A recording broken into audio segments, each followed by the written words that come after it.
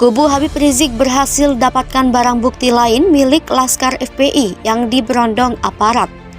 Gile, ternyata nggak cuma mobil.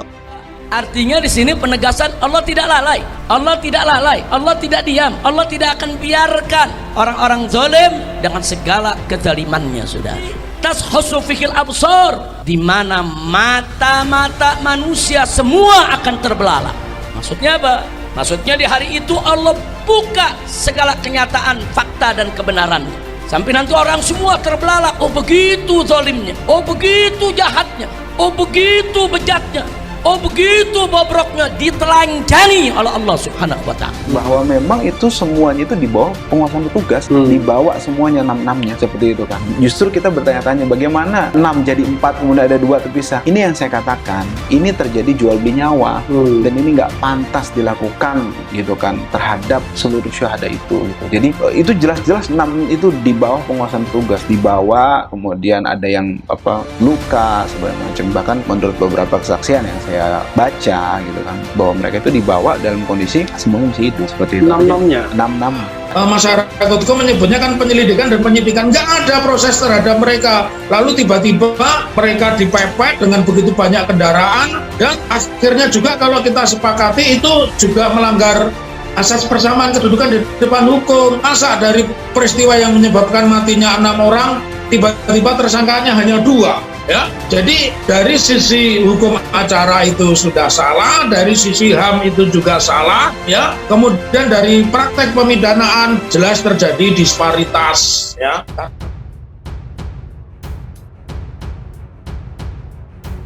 Aziz belum mau menjelaskan secara detail barang bukti apa saja yang sudah didapatkan. Yang jelas, kata dia, sekarang handphone milik para korban yang telah dikembalikan. Sebelumnya, Aziz sudah membeberkan soal mobil yang ditunggangi Laskar Front Pembela Islam ketika peristiwa KM50, di mana mobil tersebut sekarang sudah berada di markas FPI Petamburan, Jakarta Pusat. Ia menerangkan bahwa mobil itu sebenarnya sejak awal dijadikan sebagai barang bukti ketika 2 polisi diadili di persidangan. Menurutnya, ketika perkara sudah selesai atau berkekuatan hukum tetap, maka mobil tersebut dikembalikan.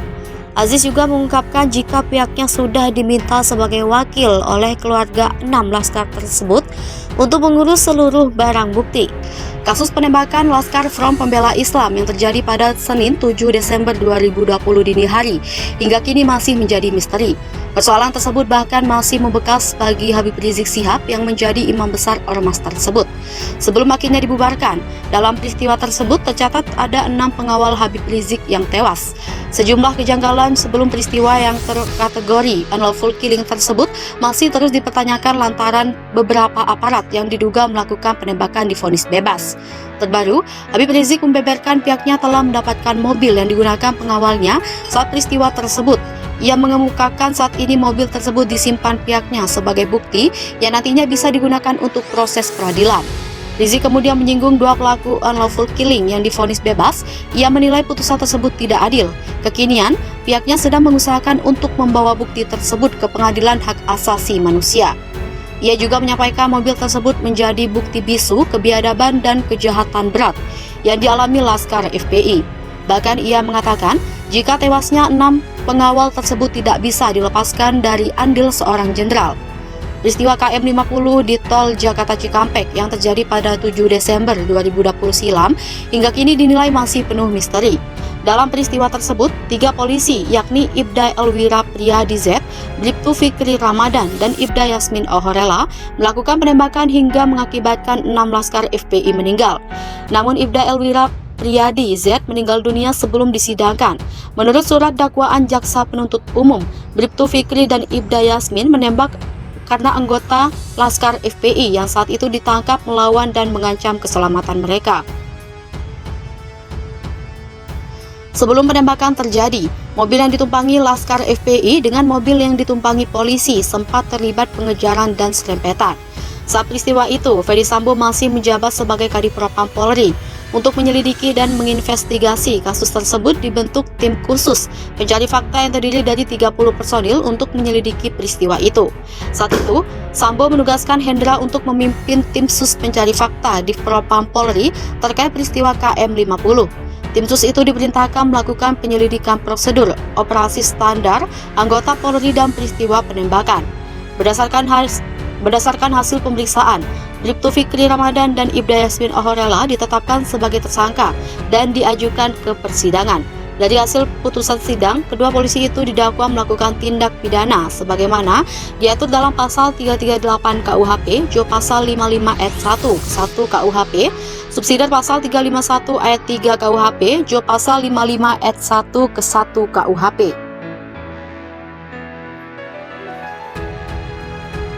Habib Rizik simpan bukti mobil peristiwa KM50, bukti kesadisan geng KM50 yang dipimpin seorang jenderal. Kasus penembakan Laskar Front Pembela Islam yang terjadi pada Senin 7 Desember 2020 dini hari hingga kini masih menjadi misteri. Persoalan tersebut bahkan masih membekas bagi Habib Rizik Syihab yang menjadi imam besar ormas tersebut.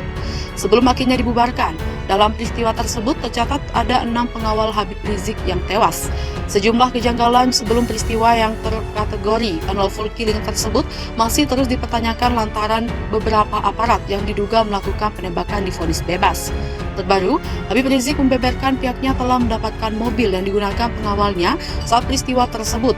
Ia mengemukakan saat ini mobil tersebut disimpan pihaknya sebagai bukti yang nantinya bisa digunakan untuk proses peradilan.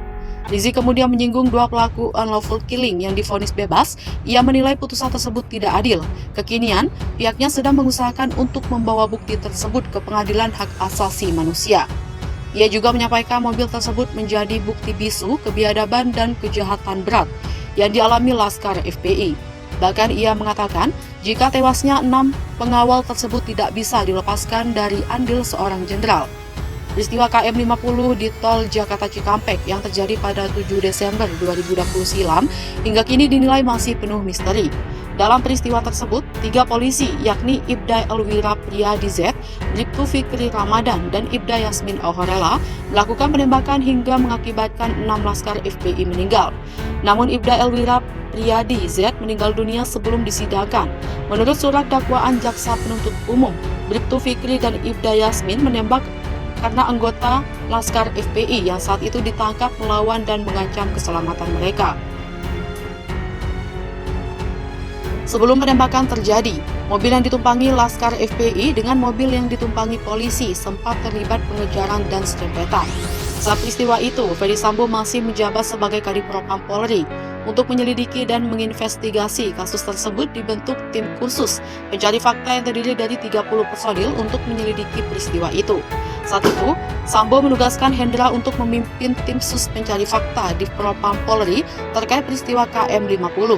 Tim sus itu diperintahkan melakukan penyelidikan prosedur, operasi standar, anggota Polri dan peristiwa penembakan. Berdasarkan hasil pemeriksaan, Bribtu Fikri Ramadan dan Ibda Yasmin Ohorela ditetapkan sebagai tersangka dan diajukan ke persidangan. Dari hasil putusan sidang, kedua polisi itu didakwa melakukan tindak pidana sebagaimana diatur dalam pasal 338 KUHP, Jo pasal 55 ayat 1 KUHP, subsidiar pasal 351 ayat 3 KUHP, Jo pasal 55 ayat 1 ke 1 KUHP.